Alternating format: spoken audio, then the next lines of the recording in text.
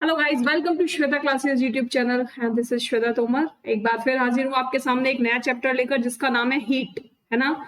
आज हम लोग समझने वाले हैं कि हीट क्या है, कैसे पता चलता है कि कोई भी चीज गर्म है या ठंडी है, कोल्ड हॉट की तरफ चलता है या हॉट कोल्ड की तरफ चलता है, ये भी आज पढ़ेंगे।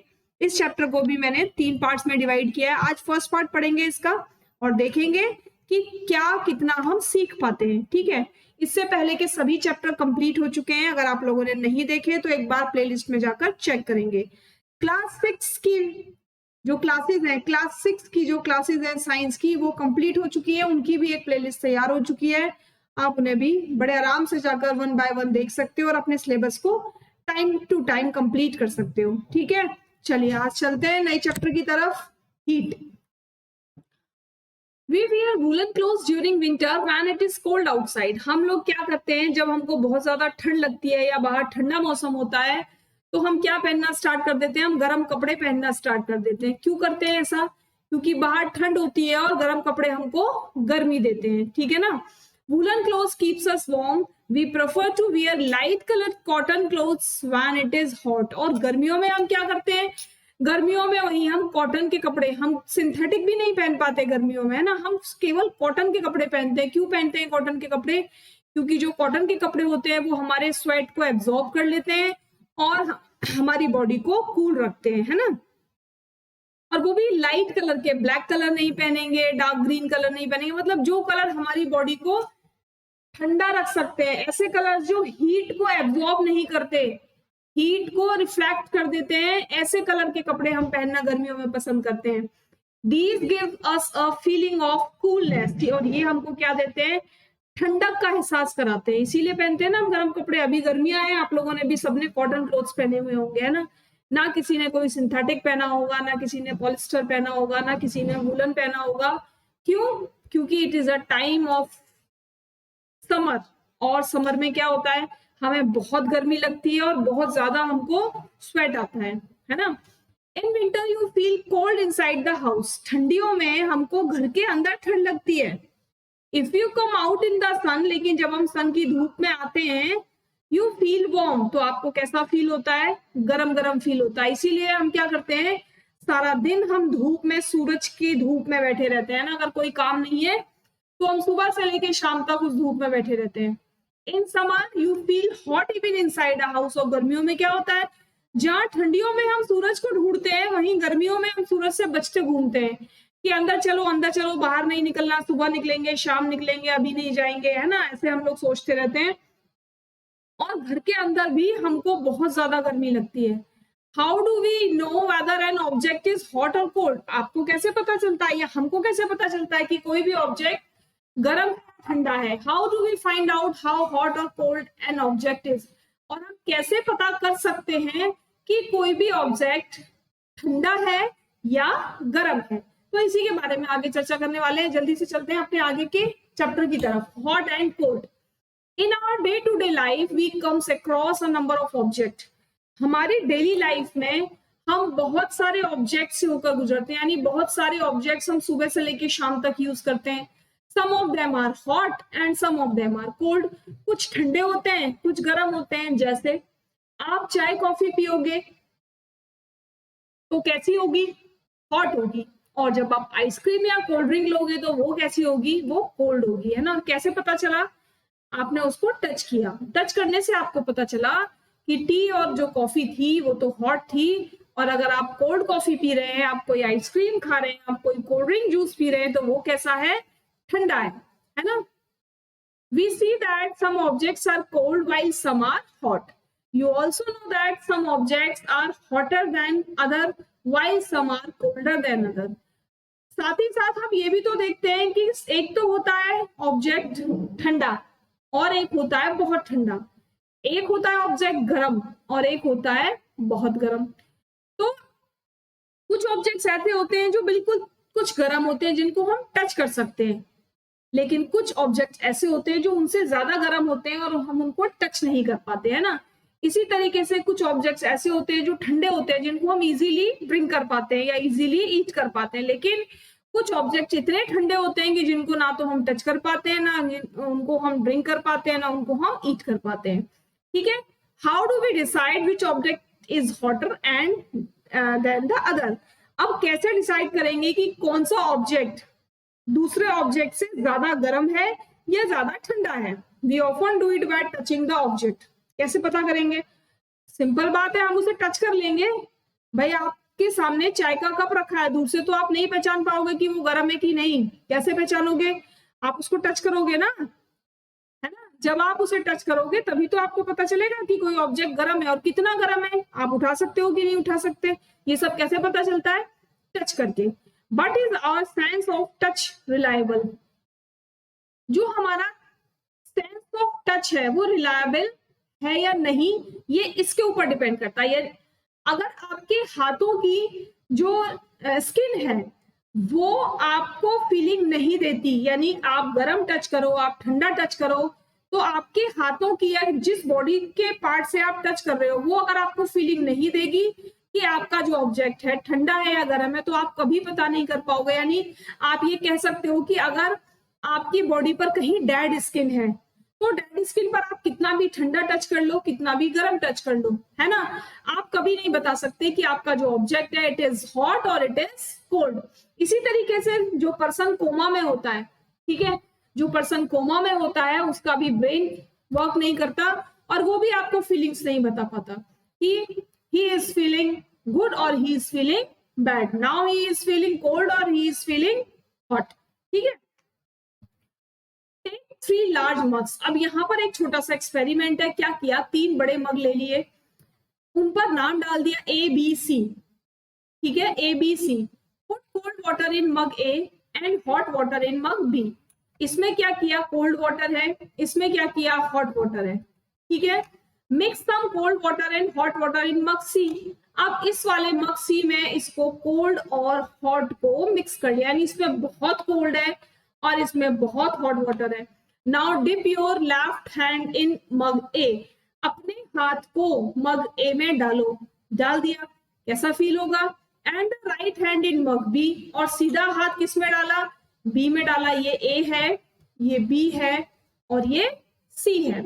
After keeping the hands in the 2 mugs, थोड़ी देर रखने के बाद, यानी दोनों हाथों को ठंडे और गर्म मग में रखने के बाद 2-3 मिनट रखने के बाद, put the hands both simultaneously in mug C. अब दोनों हाथों को एक साथ आप मग सी में डालो, जिसमें ना तो ठंडा था ना गर्म था, दोनों का मिक्सचर था। Do both the hands get same feeling? क्या दोनों हाथों को सेम फीलिंग होगी? नहीं होगी। क्यों नहीं होगी? देखो, जब आप ठंडे पानी में हाथ डालकर उस सादा पानी में हाथ डालोगे तो वो पानी आपको कैसा फील होगा, गर्म। और जब आप गर्म पानी में हाथ डालकर सादा पानी में हाथ डालोगे तो वो पानी आपको कैसा फील होगा, ठंडा। समझ रहे हो बात को, कि जब आपने ठंडे पानी में हाथ डाला था तो जो ठंड थी वो आपकी स्किन ने एब्जॉर्ब कर ली, और जब आपने नॉर्मल पानी में हाथ डाला तो वो पानी, वो जो आपके हाथ की ठंड थी वो उस पानी में जाने लगी और आपको पानी गर्म लगने लगा। इसी तरीके से जब आपने हॉट वाटर में अपना हाथ डाला था तो आपको, आपकी जो स्किन थी उसने हीट को एब्जॉर्ब कर लिया, और जब आपने सादा पानी में हाथ डाला तो जो आपके हाथ की हीट थी वो उस पानी में छूटने लगी और आपको जो सादा पानी था वो ठंडा लगने लगा। ठीक है, A reliable measure of the hotness of an object is a temperature। यानी जो हॉटनेस है वो किससे पता चलेगी, आपको टेम्परेचर से पता चलेगी। Temperature is measured by a device called thermometer. और जो टेम्परेचर को नापने वाली डिवाइस है उसको क्या कहते हैं, उसको कहते हैं हम थर्मोमीटर। क्या कहते हैं उसको, थर्मोमीटर कहते हैं उसको। सबने देखा होगा अपने अपने घरों में थर्मामीटर, है ना, सबने देखा है अपने अपने घर में थर्मामीटर। सबके यहाँ है टेम्परेचर मशीन। जब आप बीमार पड़ जाते हो तो मम्मी क्या करती है, सबसे पहले थर्मोमीटर आपके मुंह में लगाकर पता करती है कि है, आपको फीवर है या आपको फीवर नहीं है। The thermometer that measures our body temperature is called a clinical thermometer. ऐसा थर्मोमीटर जो आपकी बॉडी के टेम्परेचर को नापता है उसको कहते हैं क्लिनिकल थर्मोमीटर। ठीक है, और मोस्टली जो थर्मोमीटर आते हैं वो डिग्री सेल्सियस में आते हैं, है ना। डिग्री सेल्सियस में भी आते हैं, कुछ फ़ारेनहाइट में भी आते हैं। अ clinical thermometer consist of a long narrow uniform glass tube. जो क्लिनिकल थर्मोमीटर होते हैं वो कैसे होते हैं, लंबे होते हैं, पतले होते हैं, और एक पतली सी एक यूनिफॉर्म में ग्लास ट्यूब होती है, आगे से लेकर पीछे तक एक जैसी। It has a bulb at one end. It has a bulb at one end. इसके एक एंड पर बल्ब होता है। This bulb contains mercury. और यहाँ पर क्या होता है, यहाँ पर ये मरकरी से फिल होता है। Outside the bulb a small shining thread of mercury can be seen. और इसके बल्ब के आगे आप क्या देखोगे, एक पतली सी लाइन देखोगे थर्मोमीटर की, है ना। If you do not see the mercury thread, अगर आपको ऐसा नहीं दिखता, यानी मरकरी का थ्रेड अगर आपको नहीं दिखता है, rotate the thermometer a bit till you see. मतलब थोड़ा सा आगे पीछे करो, थोड़ा सा टिल्ट करो अपने थर्मोमीटर को, तो वो मरकरी थ्रेड आपको दिखने लगेगा। You will also find a scale on the thermometer.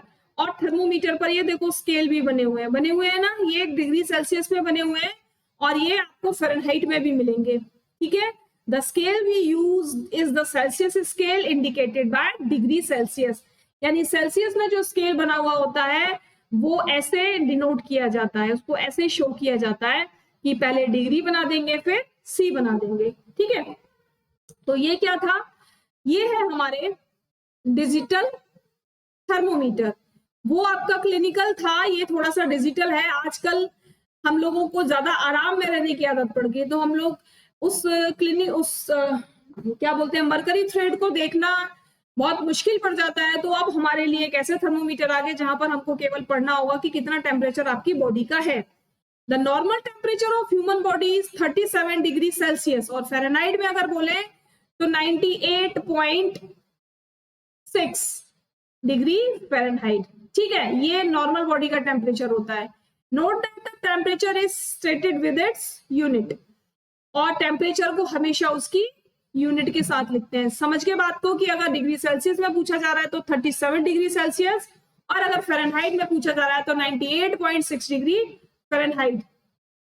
The temperature of human body normally does not go below 35। यानी जो नॉर्मल बॉडी का टेम्परेचर है वो 35 डिग्री सेल्सियस से नीचे नहीं जाता और 42 डिग्री सेल्सियस से ऊपर नहीं जाता, ठीक है। यानी अगर यहाँ बात करेंगे तो अगर आपको 99 डिग्री फ़ारेनहाइट हो जाता है, इसका मतलब आपको फीवर है, ठीक है, आपको हल्का सा फीवर है, हरारत है। और ये है आपके डिजिटल थर्मोमीटर दोनों, जिनसे आप अपना टेम्परेचर इजीली नाप सकते हो। अब आती है बात laboratory thermometer. The range of a laboratory thermometer is generally from -10 degree Celsius to 110 degree Celsius. यानी जो लेबोरेटरी के थर्मोमीटर होते हैं वो हमारे क्लिनिकल थर्मोमीटर से कुछ अलग होते हैं। उनका टेम्परेचर का जो सेल्सियस होता है, यानी जो पैमाना होता है, वो भी थोड़ा कुछ अलग होता है। Different type of thermometer are use for different purpose. अलग अलग तरीके के थर्मोमीटर्स को अलग अलग स्पेस पर यूज किया जाता है, अलग अलग प्लेसेस पर यूज किया जाता है, अलग अलग मीडियम के लिए यूज किया जाता है। The maximum and minimum temperature of the previous day reported in weather report are measured by a thermometer called the maximum minimum thermometer. यानी जब आपको कोई वेदर रिपोर्ट लेनी है कि कल का क्या वेदर था, आज का क्या वेदर है, कल का क्या वेदर रहेगा, तो आप क्या करोगे, आप मैक्सिमम मिनिमम थर्मोमीटर को यूज करोगे, ठीक है। Take some hot water in a beaker और अ मग। अब यहाँ पर आपको टेम्परेचर लेना सिखा रहे हैं कि कैसे आपको टेम्परेचर का पता चलेगा। थोड़ा सा गर्म पानी मग में लिया, dip the thermometer in water, और उस थर्मोमीटर को वाटर में डिप कर दिया। Wait till the mercury thread becomes steady and note the temperature। तब तक वेट करेंगे जब तक कि थर्मोमीटर का जो मरकरी थ्रेड है वो कहीं एक प्लेस पर आकर रुक नहीं जाता। Now take out the thermometer from the water. Water में से निकाल लेंगे थर्मोमीटर को। Observe carefully what happens now, और तब उसको ऑब्जर्व करेंगे। Do you notice that as soon as you take the thermometer out of water the level of mercury begins to fall। और आप ये देखेंगे कि जैसे ही आपने पानी में से उसको निकाला, उसकी जो मरकरी का लेवल था वो नीचे जाने लगा, है ना, या कह सकते हो आप कि चेंज होने लगा। ऐसा क्यों होने लगा? क्योंकि जो गर्म पानी में आपने डाला था थर्मोमीटर को, उसका जो टेम्परेचर था वो हाई था अकॉर्डिंग टू रूम टेम्परेचर। जैसे ही थर्मोमीटर रूम टेम्परेचर पर आएगा तो वो अपना टेम्परेचर लेने लगेगा, यानी वो रूम का टेम्परेचर लेने लगेगा और वो फॉल होने लगेगा। This means that the temperature must be read while the thermometer is in water. और हम राइट टेम्परेचर कब ले सकते हैं? जब हमारा थर्मोमीटर उस पानी में ही होगा, तभी हम उस पानी का टेम्परेचर मेजर कर सकते हैं, उसे निकाल कर नहीं कर सकते। क्लियर हो गई बात? चलिए, Why does the mercury not fall or rise in a clinical thermometer? Clinical thermometer में ऐसा क्यों नहीं होता भाई? वहां भी तो जब आपको फीवर होता है तो आपकी बॉडी का टेम्परेचर रूम के टेम्परेचर से ज्यादा होता है ना, लेकिन उसमें तो पारा नीचे नहीं आता। When taken out of the mouth, observe a clinical thermometer again. Do you see a kink near the bulb? देखो ये किंक है, इसको कहते हैं kink. What is the use of this kink? यही वो किंक है जो आपके थर्मोमीटर के पारे को नीचे गिरने से रोक लेती है, यानी उस मरकरी का लेवल नीचे नहीं गिरने देती, यही वो किंक है। इसी की हेल्प से हम बॉडी के टेम्परेचर को बॉडी से निकालने के बाद इजीली मेजर कर पाते हैं। समझ में आ गया? The prevents mercury level from falling on its own, यानी यही प्रिवेंट करती है मरकरी के लेवल को कि वो अपने आप नहीं गिरेगा।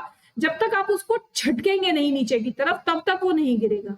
ठीक है, समझ में आ गई? और जो रूम टेम्परेचर लेने के लिए जो थर्मोमीटर होते हैं, यानी ये वाले जो थर्मोमीटर होते हैं जिनकी हम बात कर रहे हैं, इन थर्मोमीटर में किंक नहीं होता। ठीक है, इन थर्मोमीटर में किंक नहीं होता, इसीलिए इनका पारा नीचे गिर जाता है। तो बताइए कैसी लगी आज की क्लास? क्या डिटेल समझ में आई? पसंद आई अगर आज की क्लास तो सभी लोग कमेंट करेंगे, है ना, और लाइक करेंगे, शेयर करेंगे, और जो लोग आज फर्स्ट टाइम देख रहे हैं वो सभी लोग सब्सक्राइब भी कर लेंगे। क्लास की टाइमिंग सबको मालूम है, 1:30 PM पर क्लास डेली अपलोड हो जाती है, जिसको दिन में किसी भी टाइम देख सकते हो, वीक में किसी भी टाइम देख सकते हो, है ना। टाइम आपको निकालना है, मेहनत हम कर रहे हैं आपके लिए, बस आपको एक बार वीडियो देखना है और उस पर कमेंट करके ये बताना है कि कैसा लगा आपको वीडियो। चलिए कल फिर मिलेंगे इसी के नेक्स्ट पार्ट के साथ, तब तक के लिए thank you, tata, bye bye, धन्यवाद।